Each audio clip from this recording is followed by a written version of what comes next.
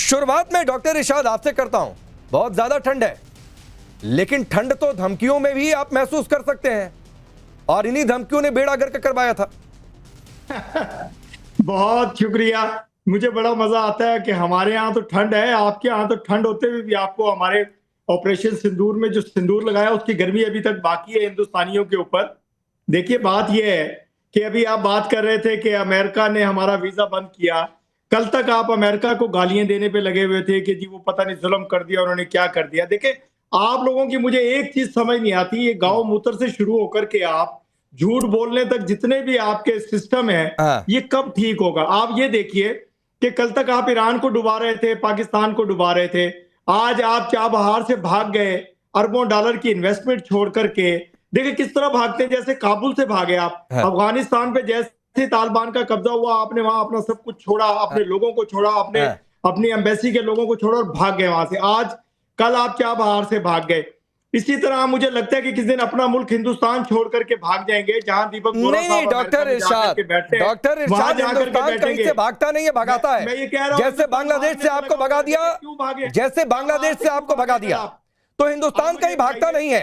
जैसे आपके मुनीर, आपके शहबाज बंकरों में छिपे थे, जैसे आपके प्रेसिडेंट ने कह दिया कि देखो ऑपरेशन सिंदूर में कहा गया था कि बंकर में जाकर छिप जाओ। मैं फिर कह रहा हूं, जो सवाल पूछा उस सवाल से आप भाग रहे हैं। देखिए, जो सवाल आपसे पूछा वो सवाल सुनकर आप भाग रहे हैं। और सवाल यह था कि ये 4 नाम आपको याद होंगे, सैफुल्लाह कसूरी, अबू मूसा, हाफिज अब्दुल रऊफ, राणा मोहम्मद अशफाक।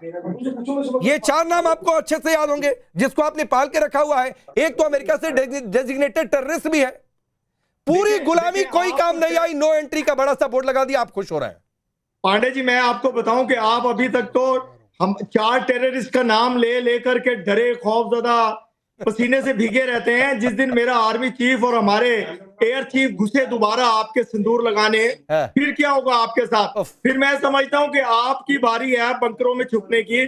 जो आप हमारे ऊपर झूठा इल्जाम लगाते हैं, आप हकीकी मायने में बंकरों के अंदर जाएंगे, आप भागेंगे। देखें, आपके टुकड़े होने वाले हैं, आपके अंदर खालिस्तान बनने वाला है, कर्नल शैलेंद्र आरजू भी मुस्कुरा दी, और मुस्कुरा इसलिए दी कि मैंने 4 आतंकियों का नाम लिया, और उन 4 आतंकियों की तुलना डॉक्टर इरशाद ने आपने इस फील्ड मार्शल से कर दी, मुनीर से कर दी। मैं ये कह रहा हूं, फील्ड मार्शल तुलना कर दी। सैफुल्लाह कसूरी मुनीर जैसा, जब हम पाकिस्तान, अबू मूसा मुनीर जैसा, ये सारे मुनीर जैसे। फिर क्या होगा आपके साथ? इरशाद मैं सपोर्ट कर रहा हूँ, इरशाद मैं आपको सपोर्ट कर रहा हूँ। आप मेरे भाई हो, आप मेरे भाई हो, आपको मैं पूरा सपोर्ट कर रहा हूँ। देखो, लेकिन मैं सच नहीं आपको, अच्छा चलो ठीक है, सच और झूठ है ना, आपको मैं जज बना देता हूं। अभी आपने स्टेटमेंट दी है, इसलिए उससे मुकरना मत। पहली बात, आपने कहा अब आपकी बारी है बंकर में जाने की, इसका मतलब पहली बार बंकर में गया कौन? नहीं। आप अपने, अब ये मत बोलना, अब ये मत बोलिएगा कि आपके प्रेसिडेंट झूठ बोल रहे हैं। आपके प्रेसिडेंट साहब झूठ बोल रहे हैं कि वो बंकर जाने की एडवाइजरी आई थी आपको पहली बार। अच्छा चलिए, उससे भी एक स्टेप आगे चलते हैं। नहीं, आप सुनिए, देखिए, आप पिछले 4 मिनट से बोले, हम में से किसी ने कोई आपके बारे में नहीं बोला। मैं, आप सुन लीजिए, अरे जनाब, मैं सुन लीजिए, मैं तो इसीलिए, आपकी आदत है उंगली उठाना। अरे उंगली कहाँ उठाई? ये हाथ है, ये हाथ है, ये हाथ है, ये हाथ आप देख चुके हैं।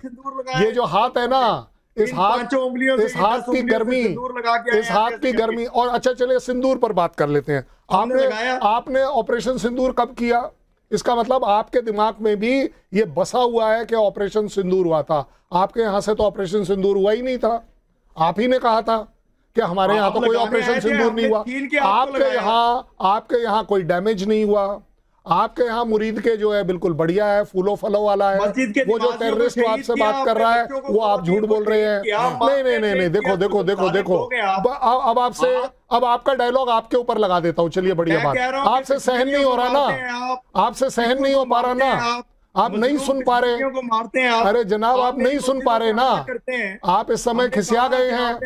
आपको दिख रहा है कि आपका स्टैंड आपके वर्ड्स के हिसाब से गलत हो गया, कि आपने बोल दिया कि पहली बार आप बंकर्स में घुसे थे, मुनीर कहाँ था? नहीं मुझे अरे आप ही ने बोला भाई, मैं क्या करूं? इल्जाम लगाया। अरे जनाब इल्जाम तो लगाया नहीं, हमने बंकर की बात ही नहीं करी। बंकर की बात तो आपने करी। आपने कहा कि अब आपकी बारी है बंकर में जाने की। ये आपका स्टेटमेंट है कि आपने कहा है कि बंकर में जाने की बारी किसकी है। इसका मतलब पहले वाली बारी किसकी थी, आप उसे एक्नॉलेज करते हैं। मत करा करो सर कर्नल चैलेंज सर, ये तो वैसे भी आदत है, ये तो वैसे भी आदत है। लेकिन आरजू ये 4 जो मैंने नाम गिनाए, अबू मूसा इसने पहलगाम हमले से भी 4-5 दिन पहले धमकी दी थी और तब भी गर्दन काटने की धमकी दी थी। नतीजा क्या हुआ? पाकिस्तान के कई सारे एयरबेस जो है वो तबाह हो गए और कई सारे रडार्स को टारगेट किया गया था, स्पेशली तबाह क्या कहें। अच्छा, फिर उसके बाद सैफुल्ला कसूरी, ये भी पहलगाम हमले का मास्टरमाइंड। तो ये तो बेड़ा गर्क है और ये क्या माने कि ये काउंटडाउन चल रहा है फिर से वही। और अब की बार फिर अगर कुछ वैसा हुआ जिसमें पाकिस्तान का सीधा इन्वॉल्वमेंट रहा तो फिर निर्णायक जंग ही है। देखिए, इस तरह के तो कई लोग जो हैं वो पाकिस्तान में ऑलरेडी पाए जाते हैं, सभी को मालूम है। कई जो है यूएस डेजिग्नेटेड टेररिस्ट भी हैं और इनकी वीडियोस भी सोशल मीडिया पर वायरल होती रहती हैं, लेकिन अनफॉर्चुनेटली जो गवर्नमेंट है उसकी तरफ से कोई एक्शन नहीं होता इनके अगेंस्ट। अगर लिया जाए तो पता लगेगा कि हाँ, हम कोई इस तरह के टेररिस्ट जो है उन्हें सपोर्ट नहीं कर रहे, उनको पकड़ रहे हैं, लेकिन ऐसा होता हुआ दिखाई नहीं देता। और इससे यही लगता है कि ये लोग इन बातों को या तो इग्नोर कर देते हैं या फिर सबसे बड़ी बात ये कि इनको ये टेररिस्ट मानते ही नहीं है। हाफिज सईद साहब बोला जाता है, तो हाफिज सईद को जब साहब बोला जा रहा है, इतनी रिस्पेक्ट दी जा रही है, मौलाना मसूद अजहर साहब बोला जा रहा है, तो आप खुद ही समझ जाएं कि इन लोगों को क्या समझते हैं और किस तरह से इनके साथ डील किया जा रहा है। और दूसरा जो आपने अभी बात की अमेरिका वीजे की, तो बिल्कुल पाकिस्तानियों के लिए उन्होंने बैन किया है इमिग्रेशन वीजा और उसके ऊपर किसी किस्म का कोई स्टेटमेंट अभी तक गवर्नमेंट की तरफ से कोई खास नहीं आया है। हालांकि हमारी तो आजकल बड़ी ट्रम्प से दोस्ती यारी दिखाई जा रही है, लेकिन यहाँ पर ये एक एम्बैरेसिंग सिचुएशन बन चुकी है। इससे पहले गल्फ कंट्रीज ने भिखारी पकड़ के निकाले थे, अब अमेरिका ने कह दिया कि जी हम तो वीजा ही नहीं देंगे, जबकि इनको तो लग रहा था कि वो जहाज खबर तो ये भी है आरजू कि यूएई और यूरोप में भी ऐसा ही बैन लगने जा रहा है, वहां पर भी तैयारी है। नहीं, बिल्कुल हो सकता है, क्यों नहीं हो सकता। आरजू भिखारी वर्ड जो है ना, उसके साथ आप अगला वाला वर्ड भूल गई, भिखारी पाकिस्तानी। देखिए, सच्चाई से सामना कर रहे हैं तो ठीक से करेंगे। और जो आपने बोली ना कि ये नाम नहीं ले पाते हैं, ये खौफ है आपके यहाँ पर, ये चॉइस नहीं है, ये आपके यहाँ पर खौफ है कि आर्मी और टेररिज्म के खिलाफ इरशाद साहब नहीं बोल पाएंगे। उन्हें अपनी कुर्सी नहीं बचानी है, अपनी जान बचानी है। और मैं इसमें इरशाद साहब आपको सपोर्ट करता हूँ, कभी भी। इरशाद साहब के पास तो सर अभी कोई कुर्सी है ही नहीं, वो तो अभी खड़े हुए कुर्सी लेने के लिए। मेरे आर्मी चीफ को अभी तो कोई कुर्सी उनको दी ही नहीं गई है, अभी तो लाइन में है कि मुझे उनको कोई कुर्सी मिल जाए, आपको रगड़ा देना है, लेकिन उनको अभी कुर्सी भी नहीं दी जा रही, तो वो अभी खड़े हुए, इसलिए आप बेफिक्र रहें। मैं कुर्सी पे बैठा हूँ, देखिए कितने आरजू कुर्सी जैसी मेरे पास है, शायद मेरा ख्याल हिंदुस्तान के पीएम के पास भी नहीं होगी जिस सीट पे मैं बैठता हूं। उस कुर्सी के पीछे आपने मेरा ऑफिस इरशाद उस कुर्सी के पीछे वो गन दिखाना, नहीं, वो बुद्धि। एक चैलेंज सर, आईक्यू लेवल कितना हो सकता है वो डॉक्टर इरशाद साबित कर दिए हैं। कुर्सी का मतलब क्या होता है? हर कुर्सी मतलब क्या हालत है कुर्सी का मतलब? अरे जाकर इरशाद भाई, इसीलिए आपको चुनाव के टिकट की जगह आपको बस का टिकट पकड़ा दिया जाता है, यही वजह है। ये आपका आईक्यू लेवल है कि आपको चुनाव में लड़ने वाले टिकट की बजाय आपको बस का टिकट पकड़ा दिया जाता है। अच्छा, आप लेकर चले भी आते हैं कि टिकट मिल गया, घर आकर पता चला ये तो बस का टिकट है, चुनाव लड़ने चले थे, ये हालत हो जाती है। आप रोज बोलते हैं। दीपक वोरा सर, मैं आता हूं। दीपक वोरा सर, ये 4 आतंकियों का हमने नाम गिनाया। अच्छा, 2 बात है, इनके 75 देशों में एक पाकिस्तान भी है, भारत के करीब 6 पड़ोसी देश है, भारत नहीं है, जिनके इमिग्रेशन वीजा पर रोक लगी है। और उधर आईएमएफ ने अपग्रेड किया है भारत के ग्रोथ अपडेट को, फोरकास्ट किया है, जो फोरकास्ट था उसे अपग्रेड किया है और कहा है कि हम इसको बढ़ा रहे हैं 6.6%। पूरी दुनिया करीब 3.3% के हिसाब से ग्रोथ कर रही है और भारत 6.6, यानी करीब करीब दोगुना। तो एक बात तो तय है कि भारत दुनिया का ग्रोथ का आर्थिक इंजन है, ग्रोथ इंजन है, और पाकिस्तान दुनिया के लिए आतंक का इंजन है। बहुत बहुत धन्यवाद सर, जब भी आपके साथ होता हूँ बहुत अच्छा लगता है। इसको खामोश करा दीजिए, इस आदमी को, इसके पास जहर उगलने के अलावा कुछ नहीं है। दुनिया का सबसे जहरीला सांप होता है इनलैंड टाइपान, ऑस्ट्रेलिया में पाया जाता है। पाकिस्तान में उससे भी ज्यादा जहरीला सांप है, आपके सामने बैठा हुआ है। Sir now let me tell you something, जो आपने अभी फिगर दिया, ग्रोथ हमारी 6.6%, मैं आपको लेटेस्ट फिगर्स देता हूँ और सुनिएगा उसको, आप लोग जरा खामोश रहिएगा।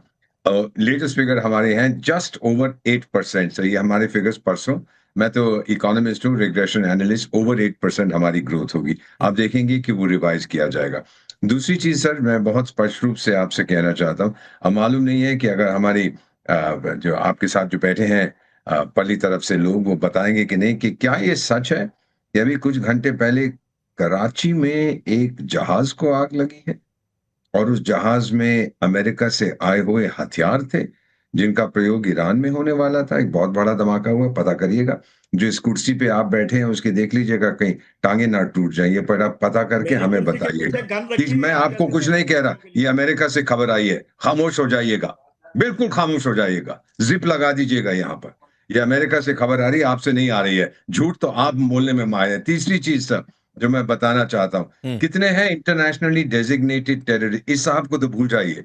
इसके अतिरिक्त पाकिस्तान में कितने हैं सर, बताऊं आपको लेटेस्ट फिगर सर, जो एस्टिमेट्स बनाए। आरजू आपको बताऊं मैं, latest estimate 840 internationally designated terrorist और टेररिस्ट ग्रुप्स के मेंबर। भारत में पता कितने हैं? शून्य का मतलब जानते हैं? जीरो। सुना है कभी जीरो? जो भारत ने पूरी दुनिया को दिया था। अब आप खुद अनुमान लगाइए कितना माहिर देश है हमारा। और जो अमेरिका के साथ आप घूमते हैं, अमेरिका की पॉलिसी 3 शब्दों में, यूज, अब्यूज, डिस्कार्ड। बार बार आपको डिस्कार्ड किया, फिर भी आप सीखेंगे नहीं। इतिहास का एक ही सबक है कर्नल साहब, इतिहास का सबक यह है कि इतिहास का कोई सबक नहीं है, बार बार वही गलती आप लोग करते जाओ। नहीं, लेकिन ये वाली तो आपने अलग बात बता दी वोरा सर कि ये कोई जहाज में आग लग गई है, धमाका हो गया है, लग रहा है इसीलिए नदीम, मेजर नदीम जो है बार बार मोबाइल देख रहे हैं। कुछ हो सकता है इनके पास जानकारी आ रही होगी। नहीं, अभी तक तो कोई ऐसी खबर नहीं है हमारे पास। अच्छा सर, प्रवीण को अब पता नहीं कहां से मिल गई है, तो शायद हो सकता है। मेरे पास ऐसी कोई न्यूज नहीं है। और जाहिर है जब तक कोई न्यूज क्रेडिबल ना हो, ऑथेंटिकेशन ना हो, खाली एक पल्स से मैं आपको कंफर्म नहीं कर सकता। अच्छा, मैंने पहले भी कई दफा बताया कि पाकिस्तान इस चीजों में कभी भी किसी भी कंट्री की सोवरेन इंटेग्रिटी, उसकी बॉर्डर वायलेशन में हम कभी भी इन्वॉल्व नहीं होते। अच्छा, ये आप लोग हैं जो इस तरह की हरकतें करते हैं, जिसकी वजह से पूरे रीजन में तमाम कंट्रीज आपसे परेशान है। और वो इसीलिए परेशान है कि आपकी जो ये पॉलिसी है to deter and to dominate, to having a offensive posture, तो ये इसकी वजह से सारे आपसे नाले हैं तमाम पड़ोसी। अगर हम इसी सारक को एक अच्छे ग्रुप में तब्दील कर दें, और हम भी मैं तो आपको मशवरा दूंगा, सर प्रवीण बैठे हुए, मैं इनकी बड़ी इज्जत करता हूँ, कर्नल साहब बैठे हुए, कि आप लोग भी म्यूचुअल डिफेंस एग्रीमेंट में आ जाए जो हम पूरी दुनिया में करने जा रहे हैं। तो फिर तो मसले खत्म हो गया, मसले हल हो जाएंगे। मतलब अब यही दिन बचा है कि डिफेंस एग्रीमेंट पाकिस्तान से। ये लग रहा है कि मेजर नदीम का डर बोल रहा है, क्योंकि कल ये खबर आई, एक दिन पहले ये खबर आई कि जिस राफेल ने इनकी नींद उड़ाई, वैसे 114 राफेल और फ्रांस से लिए जाएंगे और वो गवर्नमेंट टू गवर्नमेंट एग्रीमेंट होगा। ये सीसीएस में जा रहा है। मैं आपको बड़ी जिम्मेदारी से बता रहा हूं कि आप बिल्कुल ठीक बोल रहे हैं। इस्लाम कहीं नहीं सिखाता कि किसी को मारा जाए, बट जो इस्लाम पाकिस्तान में चलता है वो सिर्फ ये सिखाता है कि आतंकवाद दुनिया में फैलाया जाए। आपके सामने एक लाइव एग्जांपल है। 840 यूएन डेजिग्नेटेड टेररिस्ट हैं। उसके जो टॉप 20 हैं उसमें से 18 आपके यहां पर हैं। आप मुझे एक बात बता दीजिए, मैं आपके तरफ शक की निगाह से क्यों ना देखूं? क्यों नहीं मैं कन्विंस्ड हूं कि ये सारी टेररिज्म आपके यहां से है? और एक लाइन बता दीजिए, आपने ईरान में इतना कुछ हो रहा है, एक लाइन अगर आपके प्राइम मिनिस्टर या किसी ने बोला हो कि गलत हो रहा है हिम्मत आप में गलत बोलने की? नहीं है आपके अंदर। इस समय जो आप तैयारी कर रहे हैं ना, दुनिया के लिए मानवता की जो बात हो रही है, वो आप ये तैयारी कर रहे हैं कि अमेरिका आपके यहाँ आएगा, आपके यहाँ से जो आपका लैंड बॉर्डर है उसको सील करेगा और वहां से ऑपरेट करेगा ईरान में, क्योंकि लॉजिस्टिक्स के लिए उसके पास वही सबसे अच्छी तरीका है। आप 20,000 सैनिक हमास में भेज रहे हैं, ये वही हमास के ऊपर भेज रहे हैं, उसे कंट्रोल करेंगे? नहीं, देखो इवैल्यूएट करके देखो ना, मैं मना नहीं कर रहा। Be patriotic, be actual patriotic के अच्छा क्रिटिक बनकर अपने देश के लिए क्या लिख कर दे रहे हैं? यही तो बात है भाई। 20,000 सैनिक अगर आप हमास भेजेंगे की सरजमीन हाँ, ईरान के खिलाफ इस्तेमाल नहीं होगी। तो 30,000 सैनिक क्या वहां पर अशार डालने के लिए भेज रखे हुए हैं बॉर्डर पे? आप एक बात बताओ, 30,000 सैनिकों का जो काफिला गया है वो क्या करने के लिए भेज रखा हुआ है? हमास को कौन सपोर्ट कर रहा है? गाजा में नहीं जाएंगे। अमेरिका ने कहा कि पहला सपोर्ट करने वाला गाजा पर पाकिस्तान है। बिल्कुल हम वहां जाएंगे भी, लेकिन हम कभी भी हमास को डिसआर्म करने की किसी एक्टिविटी में तो आप जा किस ले रहे हैं? टाइम पास करने जा रहे हो? आप अपने लोगों के लिए तनख्वाह लेने जा रहे हो? अपनी गरीबी कम करने के लिए जा रहे हो? आप ही बताओ, क्या अपनी गरीबी कम करने के लिए जा रहे हो? सिर्फ तनख्वाह मिलेगी? अरे भाई, पीस का प्रोसेस यही है। वो आपको चाहिए कि आप उन्हें डिसआर्म करें। नहीं, ये तो मेजर नदीम, दो नाव की सवारी नहीं होती है। आरजू हम जाएंगे भी, हथियार भी नहीं उठाएंगे। ये क्या महाभारत चल रहा है क्या? और खुद को भगवान कृष्ण समझ रखा है क्या? इंशाल्लाह, क्योंकि डेफिनेटली हमास को जो है हमास को रोकने जा रहे हैं या हमास से हथियार लेने जा रहे हैं, तो अमेरिका ने जिस तरह पैसे पहले पाकिस्तान को इस्तेमाल किया था, वही इस वक्त भी कर रहे हैं, जैसे अफगानिस्तान के लिए किया था। तो आप ये सोच लें कि जब अमेरिका वहां से चला जाएगा तो हमास हमारा क्या हाल करेगा। यानी एक तरफ अफगानिस्तान, दूसरी तरफ हमास, और उसके बाद ईरान से भी हम बिल्कुल एक तरह से अमेरिका का साथ दे देंगे अगर ईरान की बारी आई। तो तीनों तरफ से पिटने वाले हैं, लेकिन अकल जो है वो किसी तरीके से नहीं आ रही कि अपनी पॉलिसीज को ठीक कर लें और इस तरह से पाकिस्तान को इस्तेमाल होने ना दें। लेकिन जाहिर है जब डॉलर आता है तो आपको पता है ना कि हमारे दिमाग काम करना छोड़ देते हैं। यूज करता है। हमें भी पता है कि अमेरिका यूज करता है। अमेरिका की अपनी एक पॉलिसी है और यही तमाम कंट्रीज की पॉलिसी होती है। लेकिन हम इंशाअल्लाह ताला कभी भी अगेंस्ट आर इस्लामी ब्रदर्स या इंसानी भाईचारा, उसके अगेंस्ट हम कभी भी नहीं जाएंगे। चाहे वो इंडिया के अंदर हिंदू हो, चाहे वो हिंदू भी हमारे भाई हैं। जब 20 साल अफगानिस्तान के साथ जरूर खिलाफ रहे थे, तब वो पाकिस्तान के अगेंस्ट वेपन उठाते हैं। हमारे अगेंस्ट कोई भी वेपन उठाएगा, वी विल फाइट। बट हमारे सब भाई, ये कहना ये गलत बात है कि जी हिंदू जो है हमारे, मैंने आज कह दिया आपको, पूरे चैनल के सामने बोल रहा हूँ, पूरे इंडिया में बोल रहा हूँ कि हिंदू हमारे भाई। मेरा सबसे जिगरी दोस्त कपिल है, उसका नाम, वो हिंदू है। आप मुझे बताइए, आज मैं आपको बता रहा हूँ। तो जाकर जो जहर बोते हो मेजर नदीम, जो जहर बोया जाता है आपके मुल्क में, और जो अबू मूसा धमकी दे रहा है ऐसा नहीं है कि हिंदुओं की गर्दन काट देंगे, ऐसा नहीं है, हिंदुओं की गर्दन काट देंगे, ये आप मैसेज पास करवा रहे हो। हमारी पहलगाम में जो आतंकी भेजे, उनको ये पाठ पढ़ाकर भेजा, उनको ये पाठ बढ़ाकर भेजा कि धर्म पूछना, कलमा पढ़ने के लिए कहना, और जो ना पढ़े उसे गोली मार देना। देखिए, ये किसने जहर भर के भेजा था? आपके मुल्क में ये कहा जाता है कि मदरसे में पढ़ने वाले बच्चे सेकंड लाइन ऑफ डिफेंस है। कौन भरता है उनके दिमाग में जहर? अरे बच्चों को आप नहीं छोड़ देते। लेकिन जहांगीर, जिस अमेरिका के इशारे पर हुआ, उस अमेरिका ने क्या थमाया? ठेंगा दिखाया, और ठेंगा इसलिए दिखाया कि नो एंट्री का बड़ा सा बोर्ड लगाया। गुलामी की कोई कीमत नहीं होती है। यूज, अब्यूज एंड डिस्कार्ड, जो वोरा सर कह रहे थे, और वही अब्यूज और डिस्कार्ड हो रहा है। सर, मेरी तरफ से तमाम टाइम्स नाउ के देखने वालों को सलाम, और सारे जो है आपकी टीम को भी थैंक यू सो मच। अच्छा, इसमें मेरा रेस्पॉन्स लीजिएगा 1 मिनट, उसके बाद जो है आपके पास बड़े लर्नेड लोग बैठे हुए, भले बाद में दे दें। देखें, आफ्टर ऑपरेशन बुनियान मसूद, उसके बाद ये हुआ कि आपका ताजिकिस्तान एयरबेस खाली कराया गया, ओमान में आपके पास जो नेवल बेस था वो खाली कराया गया, और कतर में रिसेंटली कतर ने आज इंडियन स्पाई को फांसी दे दी है। और अब क्या चाहते हैं? उसके बाद भी अगर पाकिस्तान इंटरनेशनल ट्रीटीज कर रहा है तुर्की के साथ, सऊदीया के साथ या दूसरे कंट्रीज के साथ, फिर भी आप कह रहे हैं हम पैसों के लिए जा रहे हैं। ठीक है, हर किसी के इंटरेस्ट होते हैं। तो आपके ताजिकिस्तान में इंटरेस्ट क्या थे? आपके ओमान में इंटरेस्ट क्या थे? अच्छा, जब मैडम आरजू को अभी 1 मिनट रिप्लाई ले लीजिएगा, उसके बाद मैडम आरजू भी ठीक हो जाएंगी। मैडम आरजू पता है क्या कर रही है? जैसे तारिक फतेह साहब था ना, अल्लाह उसको दर्जात बुलंद फरमाए, उसको जन्नत नसीब फरमाए, उसके ब्याह पे आज मैडम आरजू चल रही है। बस ये है कि उसको पाकिस्तान के खिलाफ बात करनी है, आर्मी चीफ के खिलाफ बात करनी है, और अपनी टीआरपी बढ़ानी है। बस यही करना है, और कुछ नहीं जी। अब एक बात बताइए, मैं आपको एक और फैक्ट चेक करा देता हूं। वोरा सर हैं, वोरा सर, एक 3.3 और 6.6 का हमने डेटा दिया था, एक डेटा और है 6.6 का डेटा तो आईएमएफ का है। आईएमएफ की ओर से पाकिस्तान को 23वां बेल आउट पैकेज मिला है, 23वां, और 23वें बेल आउट पैकेज के जरिए इनकी अर्थव्यवस्था रेंग रही है। भारत के पास कोई बेल आउट पैकेज नहीं, ऊपर से आईएमएफ कह रहा है कि ग्रोथ इंजन है। भारत आगे बढ़ रहा है तो दुनिया आगे बढ़ रही है। ये आईएमएफ का स्टेटमेंट है, ये भारत का, ये हमारा स्टेटमेंट नहीं है।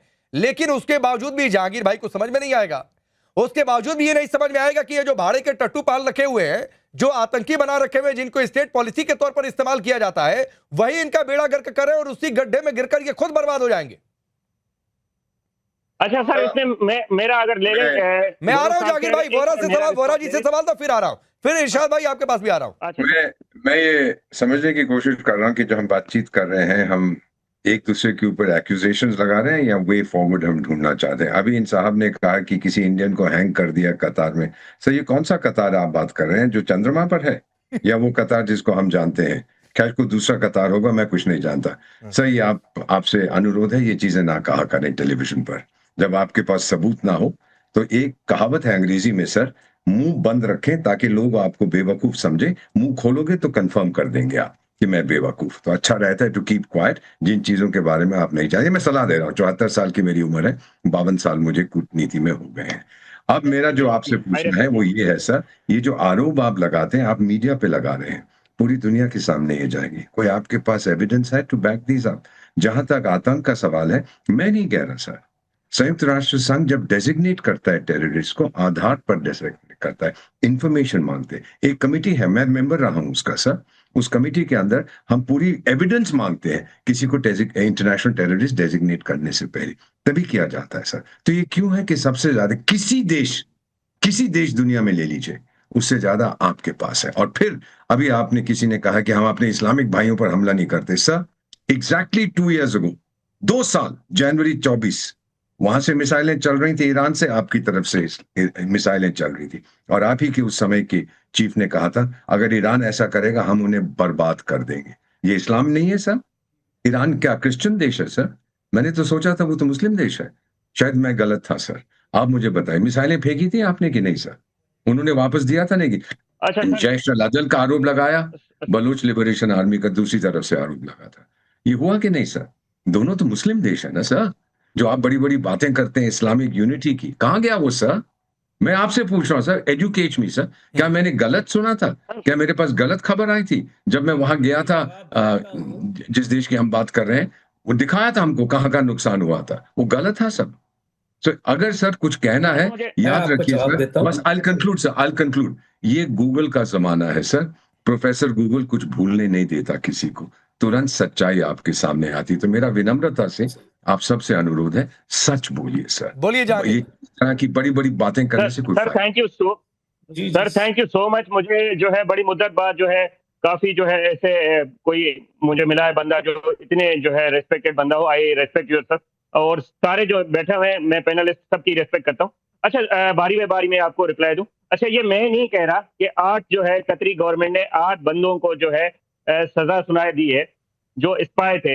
ये आपके इंटरनेशनल न्यूज़पेपर अगर जरीदे देखें सर, तो आप शायद you will be well aware. अच्छा, दूसरा सवाल आपका ये कि हम जो है दहशतगर्दी ज्यादा करते हैं। देखिए सर, कल ही मैं हिंदू टाइम्स और 2-3 और जो है न्यूज़पेपर को देख रहा था, उसमें न्यूयॉर्क टाइम्स भी था, तो उनमें जो है कम से कम 75 Muslim were killed by the BJP और आरएसएस इन इंडिया। 2025 की ये मैं आंकड़ा बता रहा हूँ, कोई दूर का नहीं बता रहा। अच्छा, ये आपकी आरएसएस से अदावत, आपकी आरएसएस से चिड़, आपकी आरएसएस से अदावत, सोशल मीडिया को कोट कर देना, फोटोशॉप वाली इमेज के सहारे अपनी बातें कहना जागीर नहीं अच्छा लगता है।